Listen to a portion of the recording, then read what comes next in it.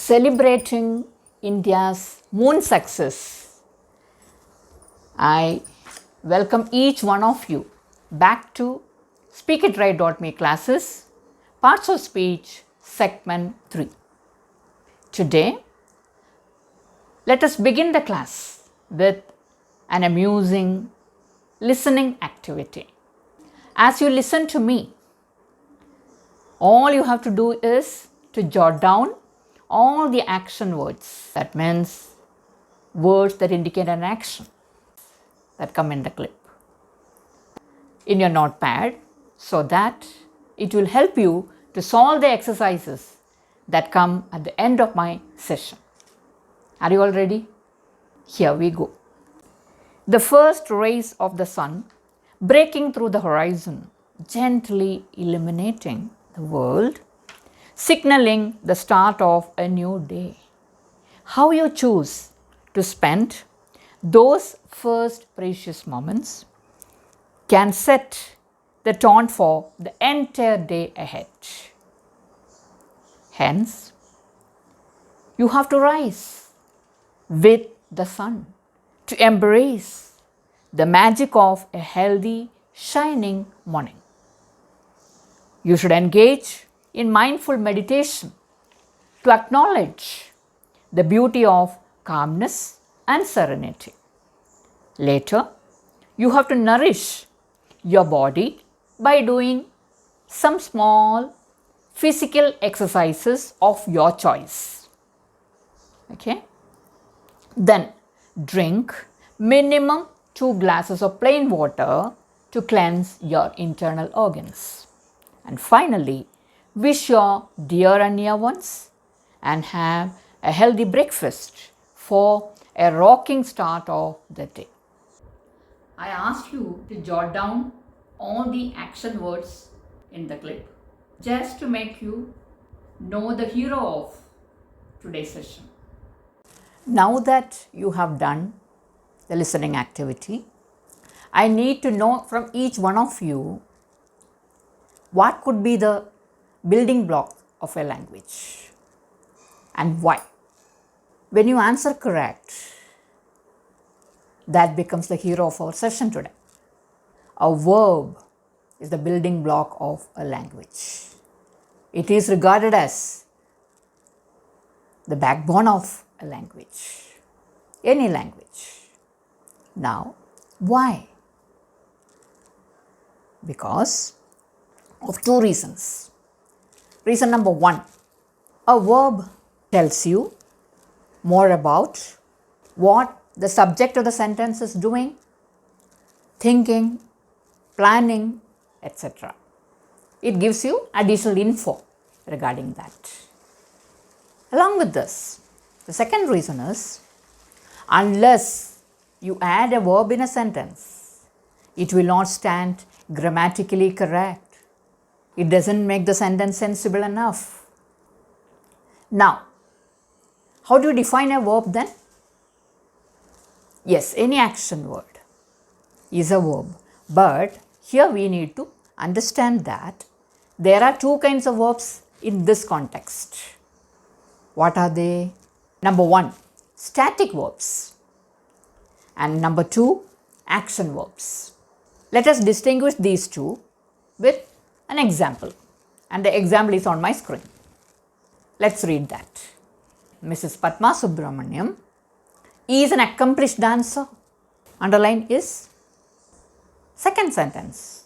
Every time she dances, she used to receive a thunderous applause from the audience as she rocks the stage with her fantastic performance. Now let's analyze the second sentence. Quite an elongated one. Can you pick out the verbs in the sentence? Dances, receives, okay, rocks. All these are the action verbs. Okay, they perform some kind of action. They represent a definite action in the sentence. Whereas in the first case is, she is an accomplished dancer. There, It only makes the sentence sensible. That's it. It doesn't do any action there. That is why it is called a static verb. Okay, as the term indicates, it is static. It doesn't move. It doesn't show any action. Okay, is that very clear? The difference between static and action verbs. Everyone clear? Okay. Moving on. Let's have the three divisions of verbs first, such as main verbs, auxiliary verbs, and the modal verbs. Okay, let's discuss these three in detail in our session today. Let's know more about main verbs and its subdivisions. Okay, so main verbs, as the term signifies, it shows the action done by the subject, the main action. Okay, and it has four subdivisions. They are finite, non-finite verbs, one set, and another set is transitive and intransitive verbs. Let's take up some examples to distinguish these categories, right? Finite and non-finite verbs can be distinguished easily by knowing the tense forms. Okay, so out of 12 tense forms, only 2 of them will come under finite verbs, that which denotes certain action. Okay, that is why finite. So out of those 12 tenses, simple present and simple past alone will come under finite category. Example, India got independence in the year 1947. So there the verb is got, simple past. Okay.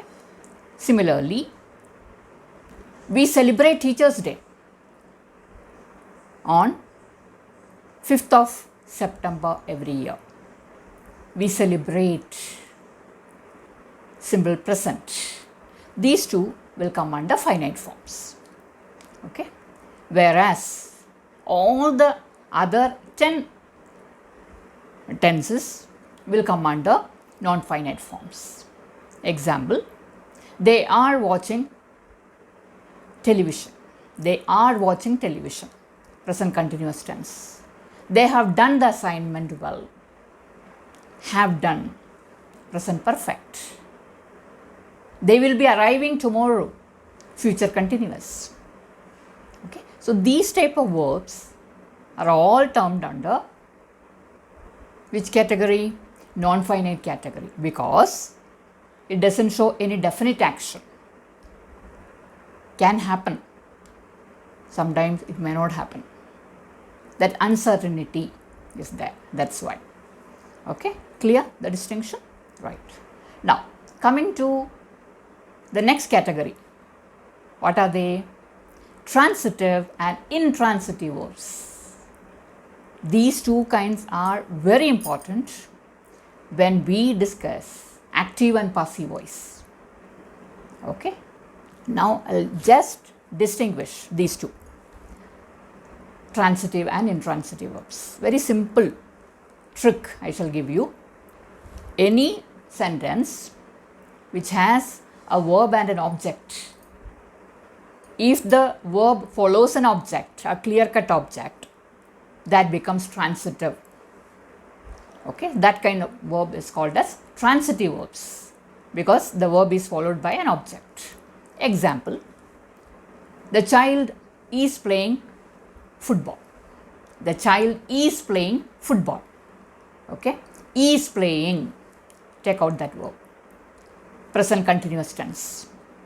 What is the child playing? Football, right? Okay, you are getting an answer. When you put the question word what to the verb, then if you get an answer for that, it becomes transitive verb. The child is playing football.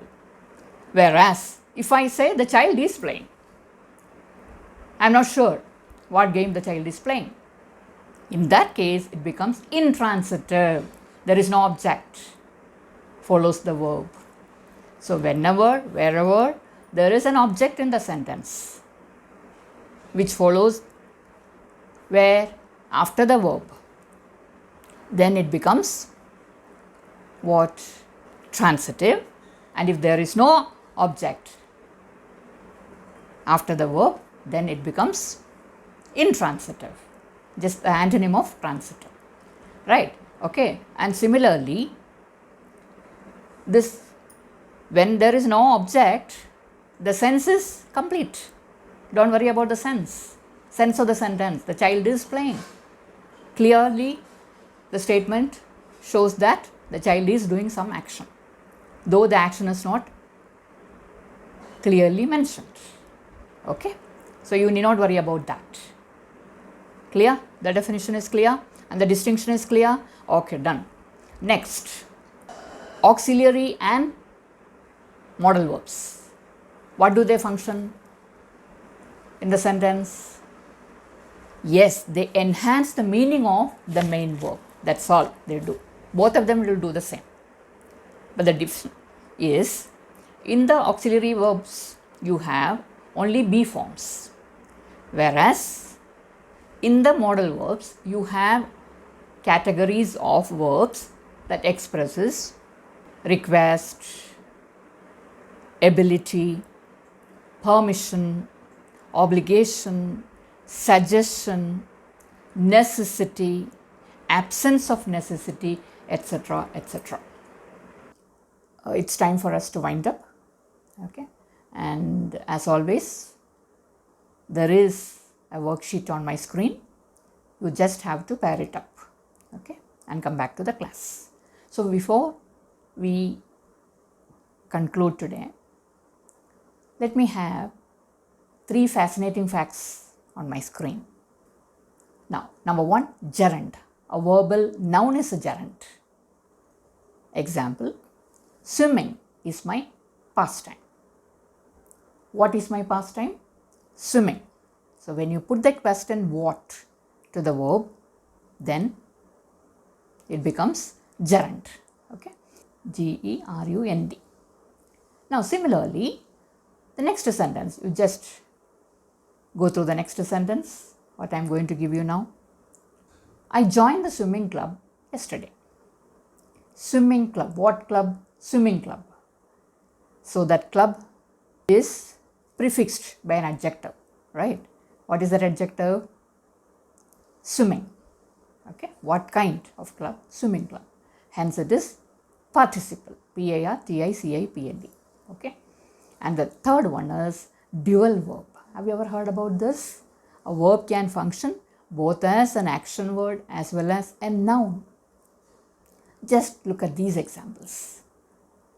Can I show the project to my teacher? There, the verb show is what? Verb itself. Because can is the auxiliary or modal verb there? Modal verb, yes. Similarly, when I say, I enjoyed the show. The show was so amazing and I enjoyed the show. If I say so, it becomes noun there. What was enjoyed by me? The show. Answer. Okay. So more on this in the next videos. Okay. Till we meet next, stay blessed. Thank you.